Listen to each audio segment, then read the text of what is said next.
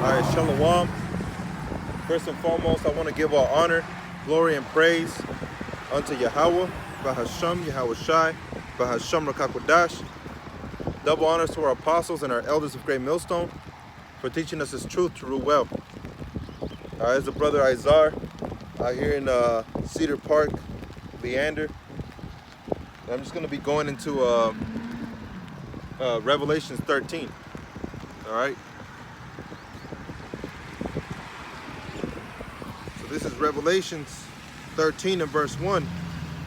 And I stood upon the sand of the sea and saw a beast rise up out of the sea, having 7 heads and 10 horns, and upon his horns 10 crowns, and upon his heads the names of blasphemy. All right. So those names of blasphemy, all right, represent Edomite rulership, you know, the Edomites. So let me read that part again. And it says, and I stood upon the sand of the sea, all right, which that sea represents a multitude of people, all right, because in Revelation 17 and 5, I believe,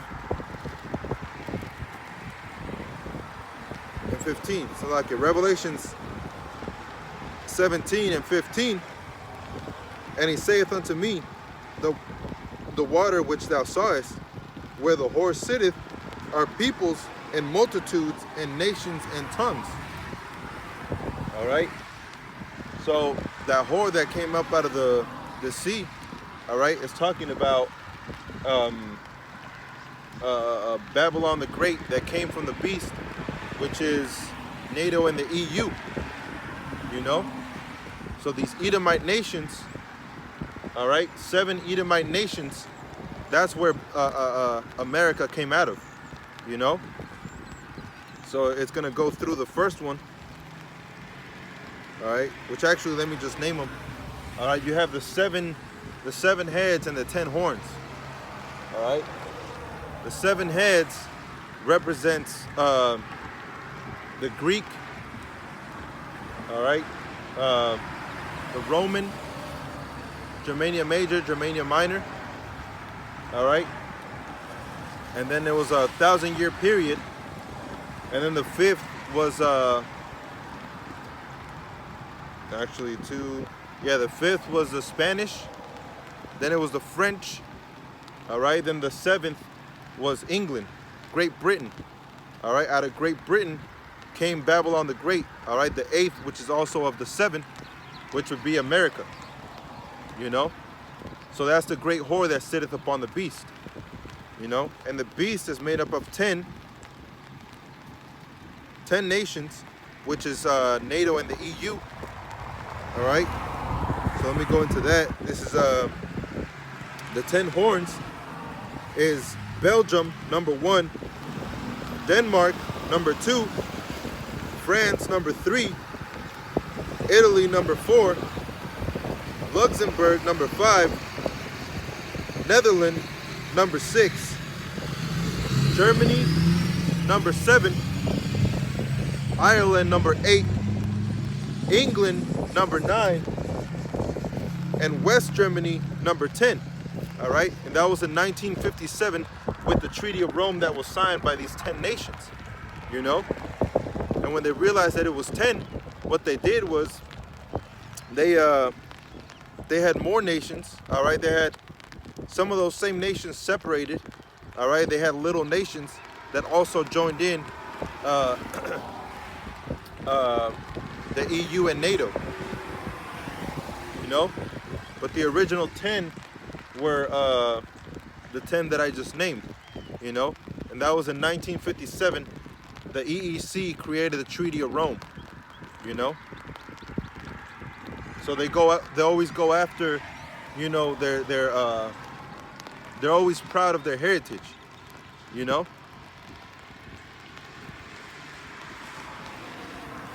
So again, in chapter 13 and verse 2, it says, and the beast which I saw was like unto a leopard.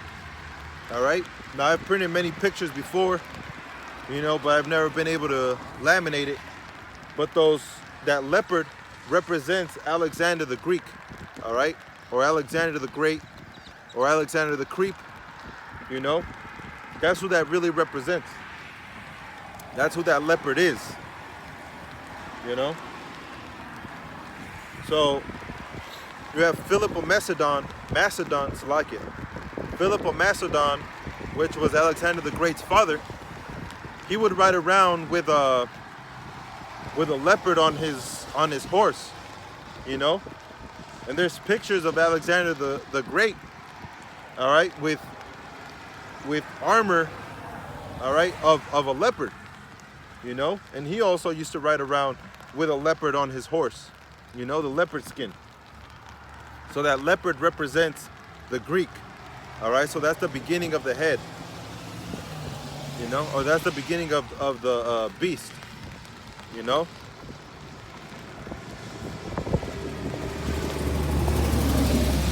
So it says, and the beast which I saw was like unto a leopard, and his feet were as the feet of a bear. All right, that bear represents Russia, you know? Gog and Magog, which were Japheth, all right? That was in the land of Russia, you know? Those were Japhites, and then the Edomites took over, you know? Same thing with Gawan, all right, which is the Greek. The Edomites took over the Greek, which used to be Japhites. Same thing with the Roman. They used to be Japhites, and then the Edomites took over and then called themselves Roman. And now, if you read the first book of Esdras and the Apocrypha, it tells you how, I believe it was chapter 2, it might have been chapter 1, how in times past, the Edomites, they went into Jerusalem after it was made desolate, all right, and they called themselves of the land. That's the same thing that's happening now, man. You see that in the book of Revelation, those that call themselves Jews and are not, all right, those that call themselves Jews and are not are the Edomites in Israel right now, you know, calling themselves to be the sons of the Most High when they actually aren't, you know? Which actually we have some of our people, all right? You do have some Israelites over there in Israel, all right? But the great majority are Edomites, Amalekites, all right? Of Amalek. So in the book of Ezra, you had people that, you had Edomites, Salakia, that went into our kingdom and disguised themselves and called themselves to be Jews, you know? That's why whenever Yahushua came on the scene, you had certain people that called themselves Jews that actually weren't, you know? Like that woman in the well in John chapter 4, all right? She was a Samaritan woman. She wasn't an Israelite, all right? She wasn't a Israelite Gentile. She was a Samaritan, you know? She called herself Jew, but she wasn't a Jew, all right? The same thing with the people over there now, all right? So these Edomites have taken over our land, have taken over all the lands, all right? Have taken over the whole world, you know? And that's a prophecy, you know, in the book of Genesis, all right? Our father Isaac told Esau, all right, in Genesis, what was that, 27, and I believe 17, all right, where Isaac told Esau, you know, you're going to have the fatness of the earth, all right? And when you come into power, you're going to take the yoke from off thy neck, you know? So that means he wasn't going to be a servant to Israel, all right?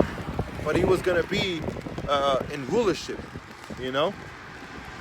And in 2nd Ezra chapter 6, verse 9, in 2nd Ezra 6 and 9, it tells you how Esau Edom is the end of the world, and Jacob is the beginning of it that followeth.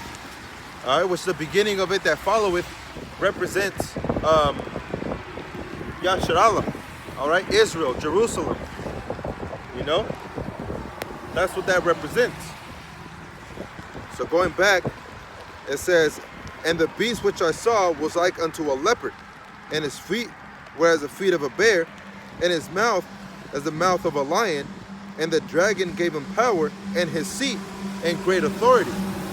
All right, now that dragon is Rome. All right, Rome is that dragon. All right, and he had all the power of the whole world, of the known world at that time. You know, so when Rome gave his power, he gave it to NATO and the EU, which nowadays is modern day Rome. All right, and you have Babylon the Great, which is being built on the shoulders of that Roman Empire. You know, which also is spiritually known as Egypt and Sodom. You know,